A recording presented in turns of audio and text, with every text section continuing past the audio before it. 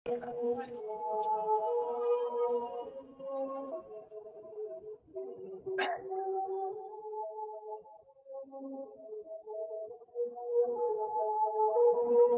સુંદર પ્રયોગ છે.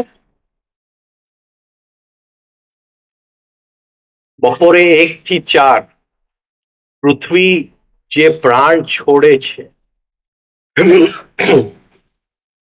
એ અતિશય દાજી જવાય એવો પ્રાણ છે. પૃથ્વી સૂર્યમાંથી પ્રાણ લે છે. એ પ્રાણ એના પોતાના લેબોરેટરીમાં પાતાલની અંદર જે એનું લેબોરેટરી છે એ લેબોરેટરીમાં એ પ્રાણને ફેરવે છે અને દર 1.5 કલાકે જેને આપણે ચોઘડિયા કહીએ છીએ એ પ્રાણ હવામાનમાં ફેરવતું જાય છે એના પોતાના અમુક નિયમ પ્રમાણે. પરથી આખું સ્વરનાડીનું જ્ઞાન ઉત્પન્ન થયું. હવે જે બપોરે 1 થી 4 3 કલાકનો પીરિયડ છે એમાં જે પ્રાણ પૃથ્વી છોડે છે એ સૂર્યના એવા ગર્ભનો પ્રાણ છે કે એ જ્યારે આપણી અંદર આવે છે એમાંથી એસિડિટી, ગુસ્સો, ઇરિટેશન, અણગમો, માથાના દુખાવો, પીરિયડની તકલીફ, માઇગ્રેન, હાઈ બ્લડ પ્રેશર, આ બધી વસ્તુઓ એ પ્રાણમાંથી ઉત્પન્ન થાય છે. એટલે આપણે જોવાનું છે કે એ પ્રાણ જમણા નસકોરામાંથી આપણે ન લે અને ડાબા નસકોરામાંથી લે તો એ પ્રાણ ન્યુટ્રલાઇઝ થઈ જાય. આ જો 1 વર્ષ આપણે કરશું એક પણ દિવસ પાડ્યા વગર તો અંદર 2 કેન્દ્ર છે એ કેન્દ્રની અંદર એવી એક ફેરફાર થઈ જશે કે પછી એ કરવાની જરૂર નહીં પડે, એ ઓટોમેટિકલી થઈ જશે. પણ 1 વર્ષ આપણે કરવું પડે. જે લોકોને એસિડિટીની તકલીફ હોય, જે લોકોને બહુ ગુસ્સો આવતો હોય, જેને નાની નાની વાતમાં ઇરિટેશન આવતું હોય, એ ટીવી ઓછું કરો, એ આમ કરો, એ આમ કરો, એને આ પ્રયોગ બહુ ફાયદો લઈ આવશે. પીરિયડ્સની તકલીફ હોય, માસિકની, આ પ્રયોગથી બહુ ફાયદો થશે. રાઈટ? એટલે આ પ્રયોગ કરજો. પણ સુવાનું તમને છૂટ છે, પણ સોફા ઉપર, ખાટલા ઉપર નહીં. ટીવી જોતા જોતા સોફા ઉપર સુઈ જાજો. એટલે કોઈ પડખા ઉપર આપણે ન સુઈએ. બેઠા બેઠા બપોરે સુઈ જાજો. એ પણ 20-25 મિનિટથી વધારે બપોરે નહીં સુવાનું. તો એટલી છૂટ છે. ભીનું થાય તો કાઢી લેજો. હવે અહીંયા જે આપણું છે એની અંદર 2 ચક્ર છે.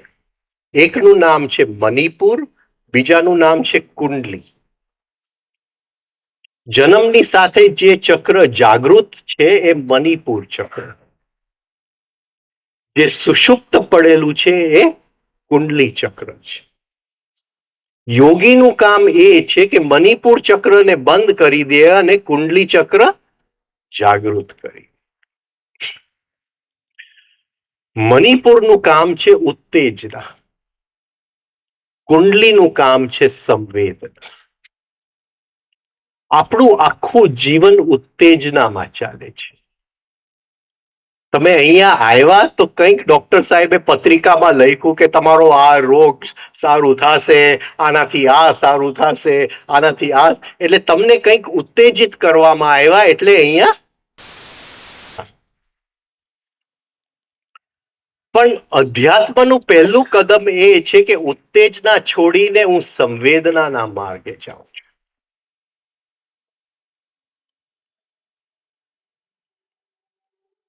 જ્યારે આ એક્સરસાઇઝ ચાલુ કરી ત્યારે તાવડિયા સાહેબ તો ગુરુ હતા, પણ વિમલાજી પણ ગુરુ હતા.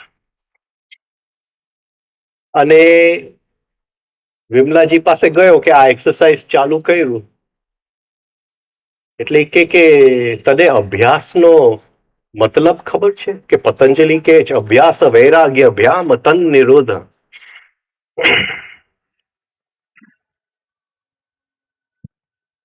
તો એ અભ્યાસનો તને નિયમ ખબર છે? એ અભ્યાસ એટલે શું? બોલો, અભ્યાસ એટલે શું? અભ્યાસ. અભ્યાસ.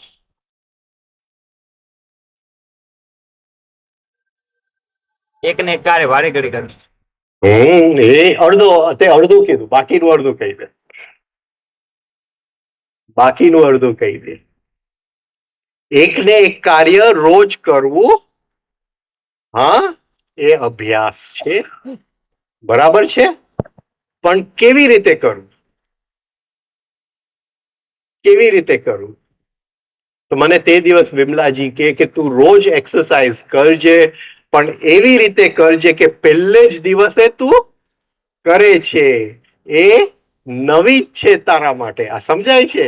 પહેલે દિવસ કેવું આમ હોશથી કરું છું, પછી બીજે દિવસ થોડું હોશ ઘટી જાય, ત્રીજે દિવસ હોશ ઘટી જાય, એ ચોથે દિવસ હા જરા વોશિંગ મશીનમાં કપડા સરખા થયા, હા બરાબર, હા દૂધવાળો એ છાપું આવ્યું હશે, જરા નીચેથી લઈ લે ને. આ અભ્યાસ નથી. આ અભ્યાસ નથી. રાઈટ? અભ્યાસ એટલે એવી રીતે એને એ જ વસ્તુ કરવું, પણ નવી રીતે જ કરવું. એને એ જ પત્ની રોજ જોવી, પણ એની અંદર રોજ મિસ ઇન્ડિયા દેખાવી જોઈએ. આપણે કહીશું કે ક્યાં રોજ ને રોજ એનું મોડું જોવું, પણ રોજ એનું નામ છે અભ્યાસ. આ ઉત્તેજનામાંથી સંવેદના. ઉત્તેજનામાં એ આપણે રોજ નવી નવી વસ્તુઓ જોઈએ, સંવેદનામાં ઈ ને ઈ જ વસ્તુ નવી નવી દેખાતી હોય. આ સમજાય છે? અધ્યાત્મમાં સંવેદનાનું કામ છે. હા, જીવનની અંદર ઉત્તેજના. આજે કયું શું? આજે કઈ નવી રેસ્ટોરન્ટમાં જોવા જવું, ખાવા જશું? આજ કયો નવો ડ્રેસ આપણે ખરીદી લેશું? આ ઉત્તેજનાનો માર્ગ છે. અને એને એ જ ડ્રેસમાં નવું રોજ જોવું, એ સંવેદનાનો માર્ગ છે. તો એ જે ઉત્તેજનાનો કેન્દ્ર છે એ મણિપુર ચક્ર છે. જે સુષુપ્ત કેન્દ્ર છે એ કુંડલી ચક્ર છે. એ સંવેદનાનો કેન્દ્ર છે.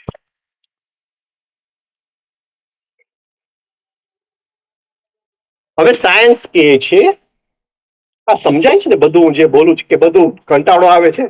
હા, સાયન્સ શું કહે છે? એફરન્ટ ઇમ્પલ્સ અને ઇફરન્ટ ઇમ્પલ્સ. કંઈક બહારથી અંદર આવે છે, કંઈક અંદરથી બહાર જાય છે. એમને જોઉં છું, બહારથી અંદર આવે છે.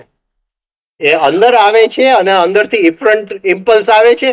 અરે આને આજ મોડું ક્યાં જોવામાં આવ્યું? આ સમજાય છે? શું કહું છું? હવે એક ગાંડો માણસ હોય, હા, તો એને ગાંડપણ થોડો વખત માટે દૂર કરવું હોય તો આપણે શું કરીએ?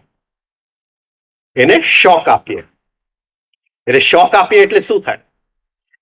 જે બ્રેઇનના જે ગોઠવણી હોય સેલ્સની, જે બ્રેઇનની અંદર જે ઇલેક્ટ્રિસિટી ચાલતી હોય, એના જે માર્ગ હોય, જે રસ્તા હોય, જ્યારે આપણે શોક આપીએ ત્યારે એ સેલ્સની ગોઠવણી બદલાઈ જાય.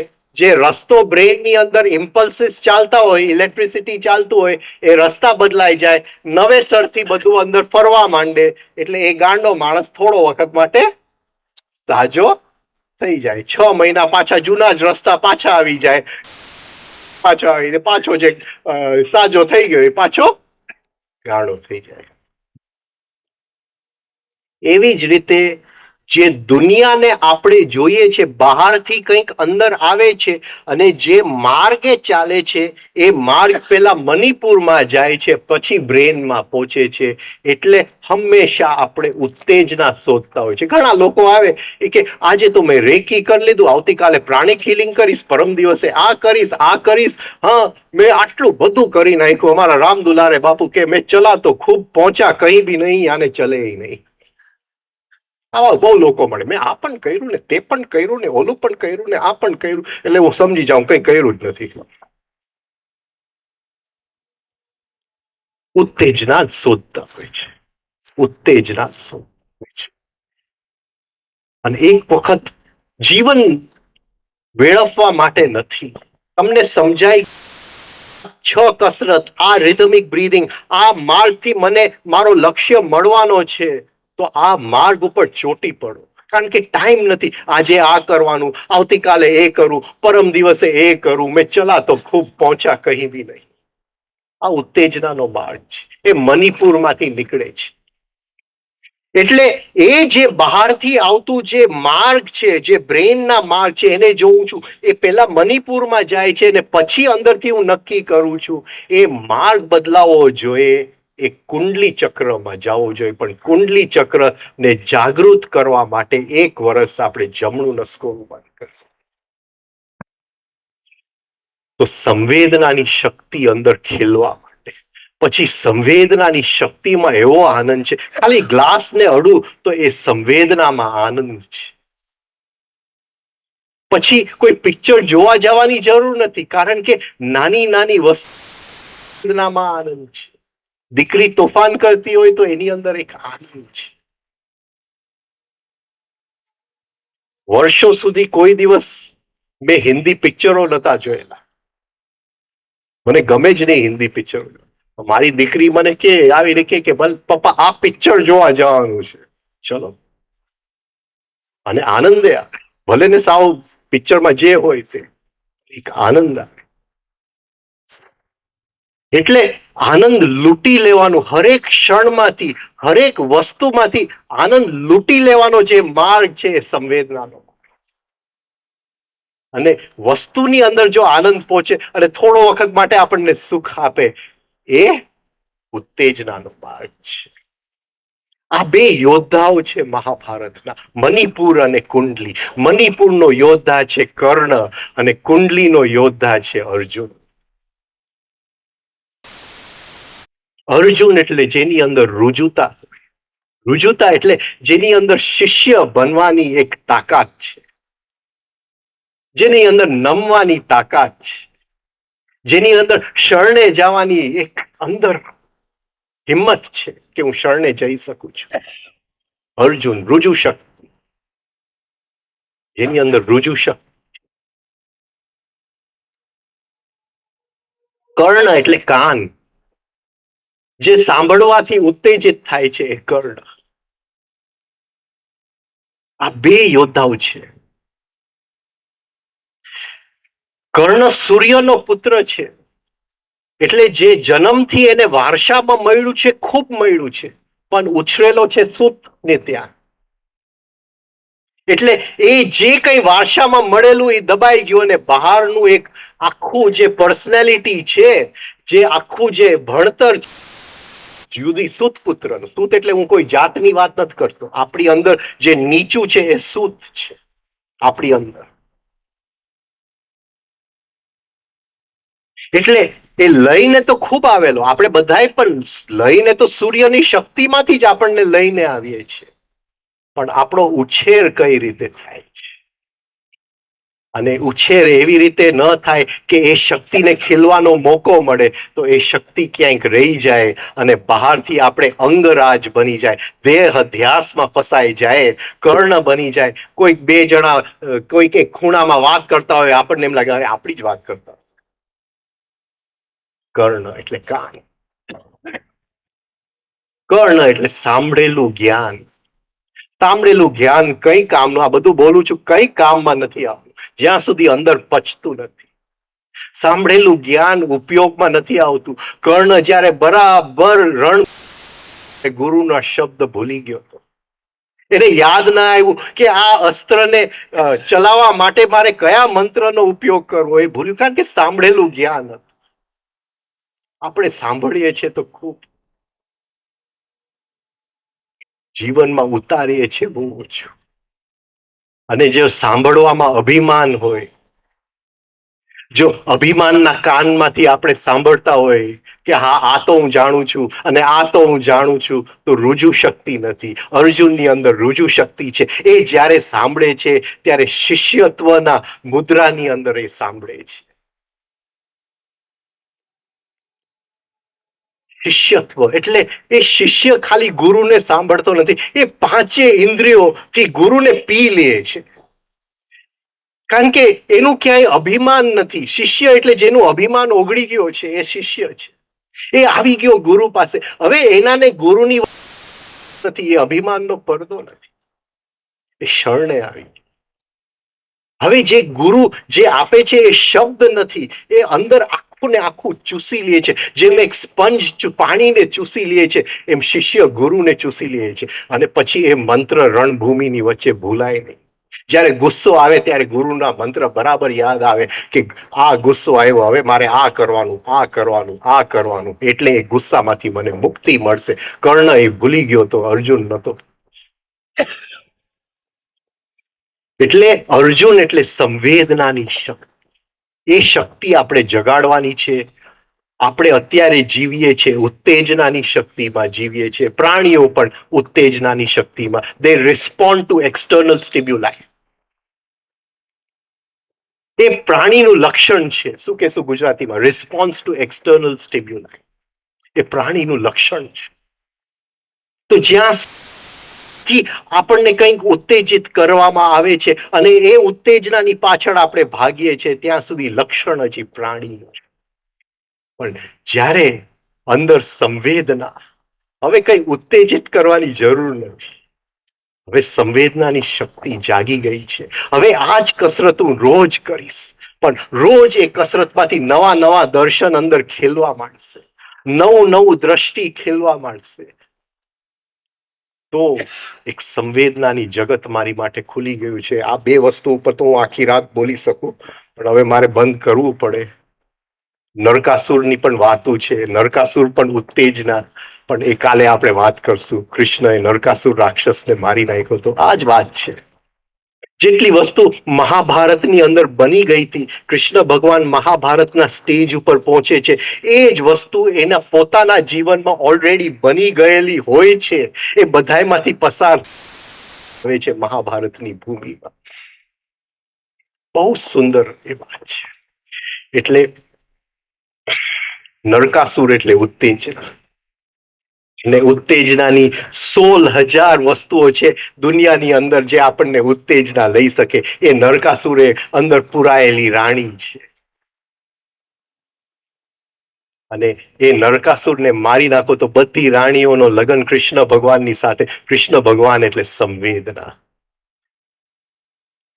દુઃખની પણ સંવેદના હોય, સુખની પણ સંવેદના હોય, પણ સંવેદનાની અંદર આનંદ છે. ભલે સુખ સુખ છે, દુઃખ દુઃખ છે. આ જો સમજાય જાય તો સમજાય. આ વસ્તુ બહુ ઘેરી છે. આપણે 5 મિનિટ રાધે કૃષ્ણ કરીએ, પછી છૂટા પડે રિધમિક બ્રીધિંગ થોડું કરીએ. આવતીકાલે સવારે આપણે 9 વાગે ફરીથી મળીએ.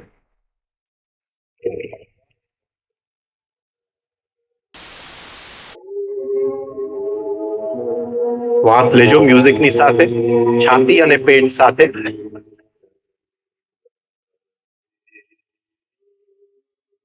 2 3 અંદર લેજો, 5 6 બહાર કાઢજો. 1 2 3 ની બદલે અંદર રાધે બોલજો. કાઢતી વખતે 5 6 ની બદલે કૃષ્ણ બોલજો. કૃષ્ણ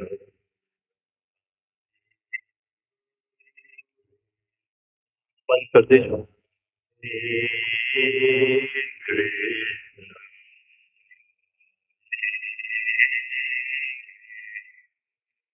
જે શ્વાસ અંદર આવે છે રાધા, રાધા એટલે લય, રાધા એટલે પ્રેમ. એ ખાલી શ્વાસ નથી, એ શ્વાસ લય યુક્ત છે. એ રાધા છે એટલે પ્રેમથી ભરેલો શ્વાસ.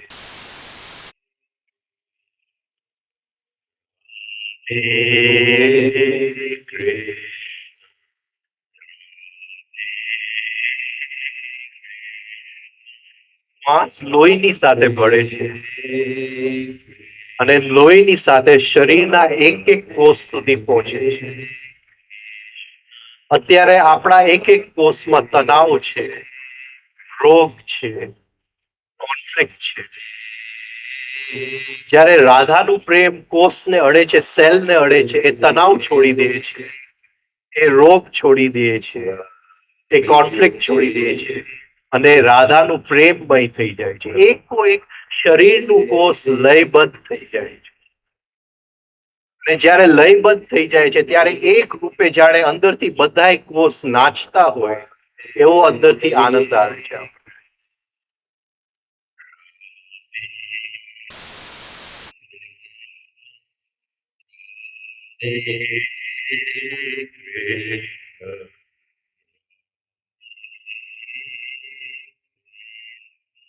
બંને આંખ બંધ રાખીને બંને આંખની વચ્ચે કાળી જ્યોત જોવાની કોશિશ કરો. એ અંદર બેઠેલા આપણા ભગવાનનો પ્રતીક છે, કૃષ્ણનો પ્રતીક છે, એ આપણા ગુરુનો પ્રતીક છે. કેટલાય જન્મોથી રાહ જોએ છે કે આપણું ધ્યાન અંતર્મુખ થાય અને એના તરફ આપણે યાત્રા કરીએ. કૃષ્ણ કૃષ્ણ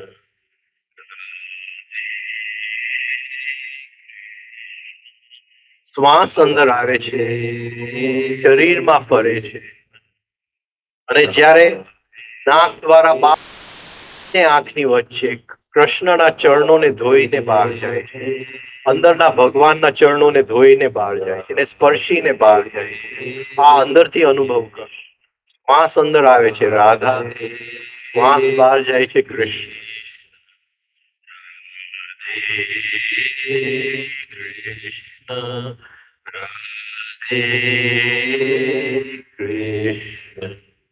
આ જીવનની સંપૂર્ણ યાત્રા છે. રાધે કૃષ્ણ. જીવન અને મૃત્યુની યાત્રા છે. શ્વાસ અંદર આવે છે જીવન, શ્વાસ બહાર જાય છે મૃત્યુ.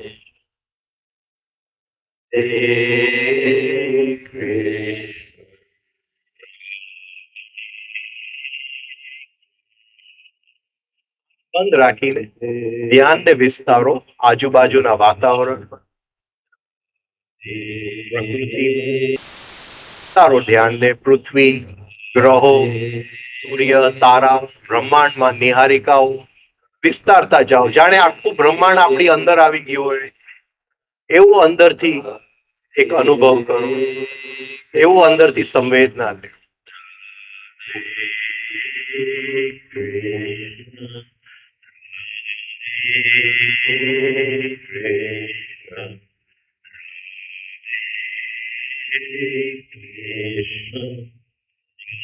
કરો કે જેમ આપણે શ્વાસ લે છે, પૃથ્વી પણ શ્વાસ લે છે, સૂર્ય પણ શ્વાસ લે છે, આખું બ્રહ્માંડ શ્વાસ લે છે અને મૂકે છે.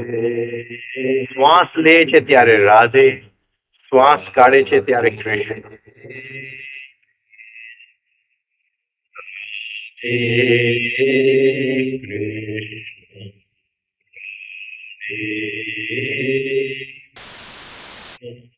આખી સૃષ્ટિની અંદર રાધે કૃષ્ણની રાસલીલા સિવાય કઈ નથી. આપણી અંદર અને બહાર એ સૃષ્ટિના પ્રાણમાં આપણે મય થઈ ગયા છે, એ સૃષ્ટિના લયમાં આપણે મય થઈ ગયા છે.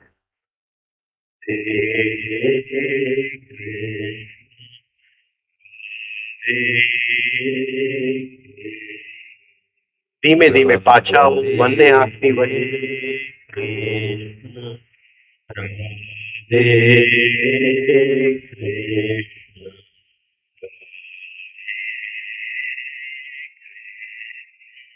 ધીમેથી મ્યુઝિક બંધ થશે. મ્યુઝિક બંધ થયા પછી થોડા શ્વાસ આ લયમાં ચાલુ રાખજો. થોડા શ્વાસ મ્યુઝિક બંધ થયા પછી. રાધા એટલે લય, કૃષ્ણ એટલે પ્રાણ. જ્યારે પ્રાણ લયબદ્ધ થાય ત્યારે રાસલીલાથી ભરાઈ જાય છે, સુખથી ભરાઈ જાય છે, શાંતિથી ભરાઈ જાય છે. એ ભગવાનને પ્રાર્થના કરું કે આપણા બધાનું જીવન રાધે કૃષ્ણનું રાસલીલા બની જાય. એ સાથે પૂરું કરું. તમે બધાએ 2 કલાક શાંતિથી બેઠા એ બદલે આભાર. અને ઈશ્વરની ઈચ્છા હશે તો આવતીકાલે સવારે 9 વાગે ફરી મળશું. Thank you. Good night.